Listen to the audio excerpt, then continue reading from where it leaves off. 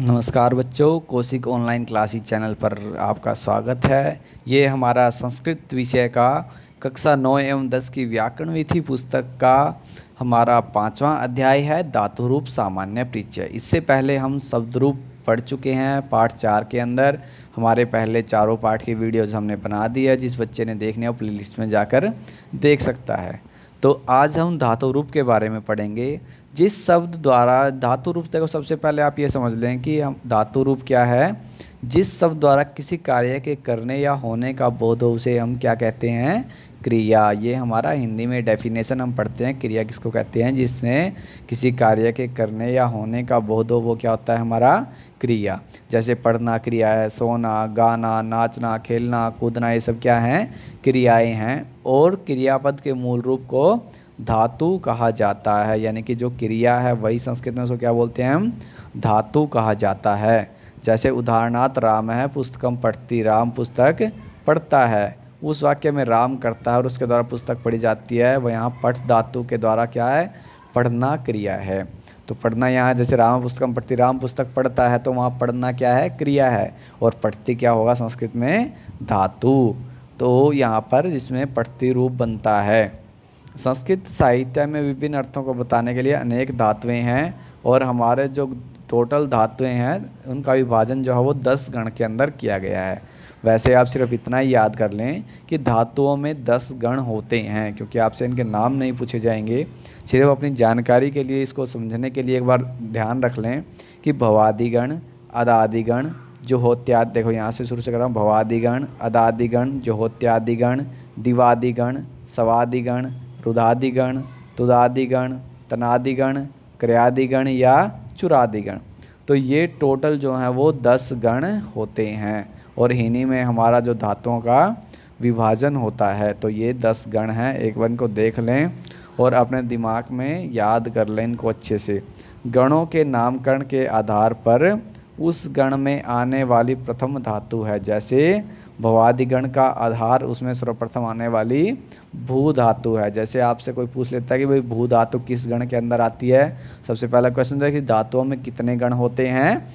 10। और जैसे भवादि गण में भू धातु हमने सबने पढ़ी है, भवती भवता है, भवंती भवसी भवता है, भवत, तो वो हमने सबने पढ़ी है, तो वो किस में है? भवादि गण के अंदर। और चुरादि गण का आधार सर्वप्रथम आने वाली चुर धातु है। उसी प्रकार अन्य गणों का नामकरण भी उनके प्रथम धातु पर ही आधारित है। इसलिए जो जैसे यहाँ पर हमारे 10 गण आपकी स्क्रीन पे दोबारा दिखा रहा हूँ मैं, देख लें। भवादिगण, अदादिगण, जोहोत्यादिगण, दिवादिगण, सवादिगण, रुदादिगण, तुदादिगण, तनादिगण और क्रियादिगण और चुरादिगण। और इसके अतिरिक्त प्रत्येक गण में 3 प्रकार की धातुएं पाई जाती हैं: परस्मैपद, आत्मनेपदी और उभयपदी। अगर आपने अभी पढ़ा, जैसे कई बार हम आपको बोलते भी हैं छोटी क्लासेस में कि बेटा आप पठ याद कर लो, आपको भू याद हो जाएगी, लिख याद हो जाएगी, गम याद हो जाएगी, क्योंकि सभी वो समान चलती हैं। लेकिन कुछ धातुएं अलग आती थी, जैसे सेव धातु है। कई बार बच्चे पूछते हैं कि सर जी ये तो अलग है, सेवते सेवेते सेवनते, ये तो पढ़ती पढ़ता पठंती की तरह नहीं है। तो वो उनमें यही भिन्नता है कि धातुओं के जो प्रकार हैं वो 3 हैं: परस्मैपद, आत्मनेपदी और उभयपदी। अब उसके बारे में हम जानेंगे।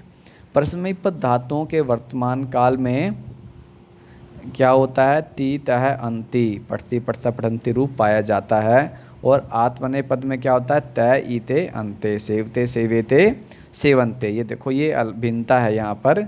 पठ लिख गम आदि धातुओं को परस्मैपद में प्रयोग होता है। जो पठ लिख और गम आदि धातुएं हैं वो किस में होती हैं? परस्मैपद में उनका प्रयोग होता है। और जबकि सेव, मुद, लब, अद आदि धातुओं जो आत्मनेपद में प्रयोग किया जाता है। इसके अतिरिक्त कुछ धातुएं ऐसी भी हैं जो उभयपदी हैं, जिनमें दोनों ही प्रकार के रूप पाए जाते हैं। जैसे क्री, ब्रू, पच आदि धातुएं उल्लिखित की जा सकती हैं। जो क्री है, क्रोति और कुरुते। देखो एक परस्मैपद में जो रूप चलेंगे क्रोति कुरुता है, कुरुंती क्रोसी कुरुता है, कुरुत। और आत्मनेपद में चलेंगे कुरुते कुरुते कुरुंते। ठीक है, इस तरह से उभयपदी धातुओं का यदि क्रिया फल कर्तरीगामी हो तो आत्मनेपदी एवं परगामी हो तो परस्मैपद का प्रयोग किया जाता है। काल एवं विधि के आधार पर संस्कृत व्याकरण में 10 पाए जाते हैं। देखो अभी मुख्य मुख्य बातें देख लें। गण कितने होते हैं? 10। और धातुओं के प्रकार कितने हैं? 3। कौन कौन से? परस्मैपद, आत्मनेपद और उभयपद। और अब हम बात करते हैं लकार, जो आपने हमेशा पढ़े हैं छोटी कक्षाओं से लेकर छठी कक्षा से, लेकिन वहाँ सिर्फ हम कितने लकार पढ़ते हैं? लट लकार, लंग लकार और लिट लकार। 3 लकार पढ़े हमने छठी कक्षा में, उसके बाद वो आगे बढ़ते चलते हैं। तो कुल जो लकार हैं, आप ऐसा ना समझें कि वो 3 ही हैं वहाँ हमने पढ़े हैं, नहीं, यहाँ पर 10 लकार हैं हमारे पास संस्कृत व्याकरण के अंदर। वो कौन कौन से हैं? लट लकार, लिट लकार, लुट लकार, लरिट लकार, लेट लकार, लोट लकार, लंग लकार, विधिलिंग या आशीषी लिंग लकार, लुंग लकार या लृंग लकार। तो ये कुल जो है वो 10 लकार हैं। अब इनके बारे में हम जानेंगे। जो लट लकार है, वर्तमान काल को व्यक्त करने के लिए लट लकार का प्रयोग किया जाता है। हमें पता है कि वर्तमान काल का जब हम प्रयोग करते हैं तो वहाँ पर हम क्या करते हैं? लट लकार। जैसे राम है पठती, राम है पाठम पठती, राम पाठ पढ़ रहा है, तो यहाँ पर कौन सा लकार है? लट लकार। छात्र है गुरुम सेवते, छात्र गुरु की सेवा कर रहा है, तो पठती कौन सी है? यहाँ पर परस्मैपदी पद में और सेवते आत्मनेपदी पद में। इस तरह से याद देख लें, सेवते पठती। लिट लकार, इसके बाद लिट लकार का प्रयोग ऐसी घटना का वर्णन करने के लिए किया जाता है जो हमारी आंखों के सामने न घटी हो और ऐतिहासिक भी हो, कि कोई पुरानी घटना है जो हमारी आंखों के सामने नहीं घटी है और ऐतिहासिक है। राम है रावणम जगान, राम ने रावण को मारा, देखो ऐतिहासिक घटना है और हमने उसको नहीं देखा, हमारे सामने वो घटना नहीं घटी, तो वो कौन सा लकार होता है? लिट लकार।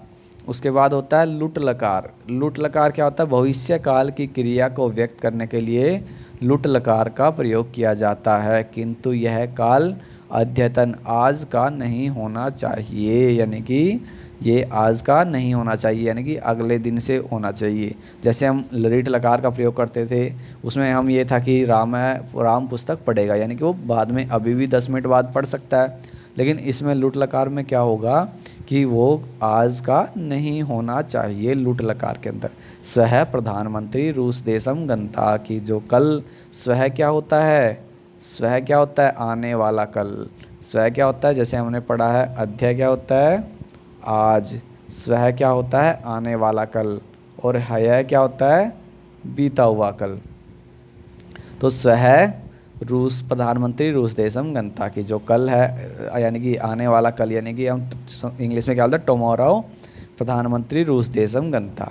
उसके बाद लिट लकार, सामान्य भविष्यत काल की घटनाओं को व्यक्त करने के लिए लिट लकार का प्रयोग किया जाता है। ये तो हम करते ही आए हैं छठी कक्षा से। स लेखम लेखिष्यति, वह लेख लिखेगा, तो इस तरह से। उसके बाद लेट लकार।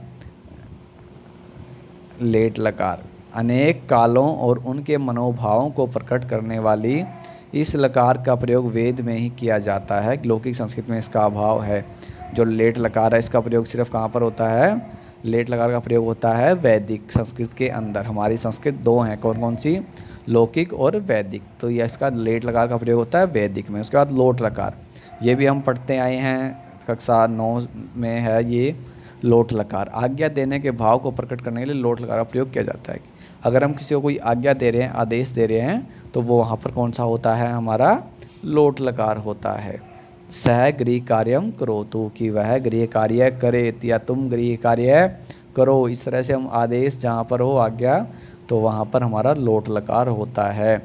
लंग लकार क्या होता है? ये भी हमने पढ़ा है, भूतकाल की क्रिया को बताने के लिए लंग लकार प्रयोग, कि जो भूतकाल जो क्रिया हो चुकी है उसके लिए हम भूतकाल का प्रयोग करते हैं लंग लकार का। राम है पाठम अपठत, राम ने पाठ को पढ़ा। उसके बाद विधिलिंग लकार चाहिए, यह करे। आदि विद्यात्मक भावों को प्रकट करने के लिए विधिलिंग लकार का प्रयोग किया जाता है। स लेखम लिखेत, कि उसे लेख लिखना चाहिए, तो वहाँ पर हमारा कौन सा होगा? विधिलिंग लकार। लिंग का एक भेद है, आशीषी लिंग भी है, जिसका प्रयोग आशीर्वाद देने के लिए किया जाता है। तुम चिरायु भूया, कि तुम्हारी आयु लंबी हो। तो इस तरह से ये हमें 10 जो हमारे लकार हैं उसके भेद हैं। तो अगला भेद है लुंग लकार।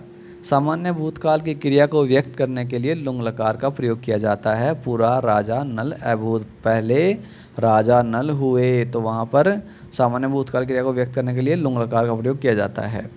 तो यहाँ पर जैसे उदाहरण दिया, पूरा राजा नल है अभूत, पहले राजा नल हुए। इसके बाद रिंग लकार। भाषा में कभी ऐसी स्थिति भी आती है जब किसी एक क्रिया के न होने पर दूसरी क्रिया नहीं में सफलता नहीं मिलती। वैसी स्थिति में क्या होता है, रिंग लकार का प्रयोग होता है। यदि वर्षा अभविष्यत तर्हि दुर्भिक्षम न अभविष्यत, कि यदि बारिश होगी तो अकाल नहीं पड़ेगा, तो इसलिए वहाँ पर क्या होगा, रिंग लकार होगा। परस्मैपद क्रियाओं में लगने वाले 9 प्रत्यय हैं जो निम्नलिखित हैं। देखो ये 9 प्रत्यय हैं, ये आपके याद कर लेने चाहिए आपके। मैं तो ये कहूँगा कि अगर कई बार जब मैथ कक्षा में बच्चों को पढ़ाते हैं तो ये शॉर्ट ट्रिक के रूप में भी बताते हैं। इनको आप देख लें एक बार, तिप तस झी सिप थस थ मिप वस मस, इस तरह से आप इसको, और इससे नीचे दिखा देते हैं आपको आत्मनेपद और परस्मैपद दोनों के दिखा देते हैं साथ साथ ही। ये परस्मयी पद है ऊपर और नीचे ये आत्मनेपद है। तिप तस झी सिप थस थ मिप वस मस, और उसके बाद आत्मनेपद में होंगे त अताम जय थास अथाम ध्वम ईट वहीं महिंग। तो इस तरह से ये 9 और ये 9 ये प्रत्यय हैं हमारे पर आत्मनेपद और परस्मैपद पद के लिए। छात्रों की इसमें जो बताया गया है, कुछ नीचे हम धातु रूप देखेंगे समझने के लिए, वो आपने पढ़े हुए हैं पहले, तो उसको एक बार देख लें सिर्फ, और साथ में उसको अपना नोट कर लें जिससे आपको समझ में आ जाए। सबसे पहले तो एक जो शॉर्ट ट्रिक मैंने आपको बताई है कि वही कक्षा में देखो पुस्तक में भी है, ये यहाँ पर, यहाँ इसको ऐसे कर लें आप, बीच से डिवाइड,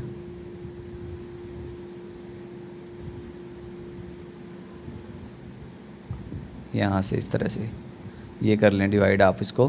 ती तह अंति, देखो अगर क्या से शॉर्ट ट्रिक आपको, जैसे हमने यहाँ पर पठ लिखना है, ठीक है, आप पठ बोलते रहो, पठती पढ़ता पठंती पढ़सी पढ़ता पढ़त पठामी पठावा पठा में, लिखती लिखता लिखंती लिखसी लिखता लिखत लिखामी लिखावा लिखा में है, गचती गचता गचंती। इस तरह से मतलब जो भी हम धातु रूप हमें बोलेंगे, जिसमें भी हम ये मिलाते जाएंगे तो वो हमारा शब्द रूप धातु रूप बनता चलेगा।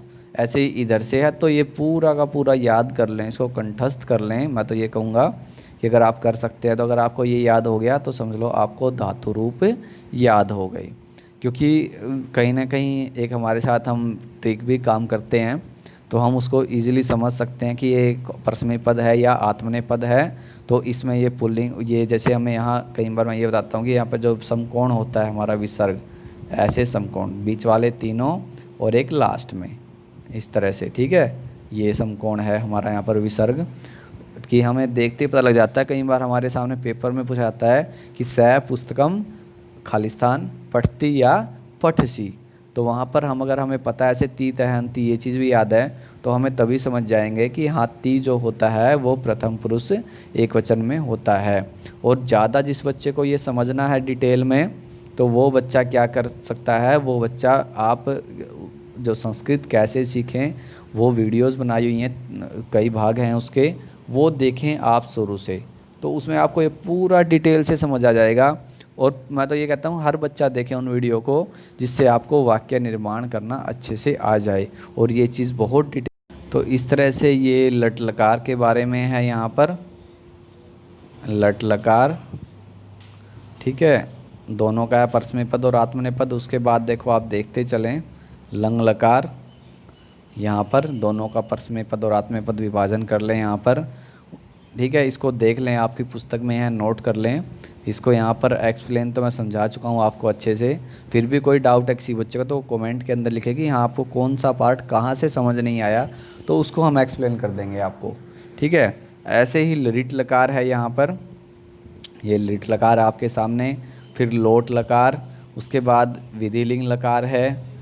अगर जिस बच्चे को रोक कर देखना है वीडियो को पॉज करके देख सकता है। और इसके बाद लट लकार, फिर लंग लकार, फिर लिट लकार, फिर लोट लकार, और फिर उसके बाद विधिलिंग लकार।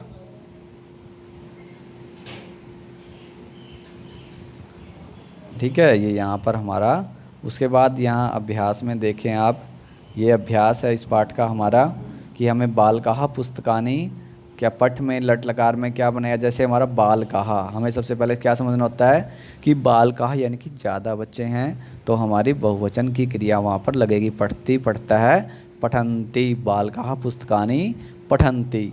इस तरह से हमने इसको पूरे अभ्यास को हल करना है। आपको अपनी तरफ से इसको हल करके देखना है, और नहीं समझ में आता जो भी डाउट्स है वो फिर आपको नीचे कमेंट सेक्शन के अंदर लिखना है। पूरा अभ्यास देख लें एक बार, यहाँ से समझ लें आप।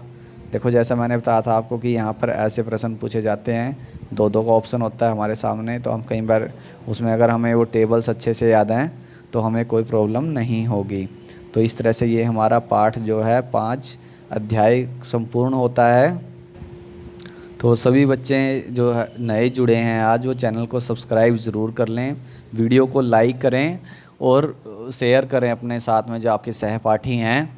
इसके अलावा आप लोग जैसे इंस्टाग्राम वगैरह इनसे जो जुड़े हैं बच्चे, वो ज्वाइन कर लें वहाँ पर, और चैनल को सब्सक्राइब ज़रूर कर लें। आपके सामने सब्सक्राइब का ऑप्शन आ रहा होगा नीचे, यहाँ पर लिखा हुआ चैनल के नाम के सामने, तो वहाँ उसको सब्सक्राइब कर लें जिससे आपको अगले लेसन की वीडियो टाइम पर मिल जाएँ। तो सभी बच्चे धन्यवाद, और अपनी पढ़ाई करते रहें, स्वस्थ रहें, सुरक्षित रहें।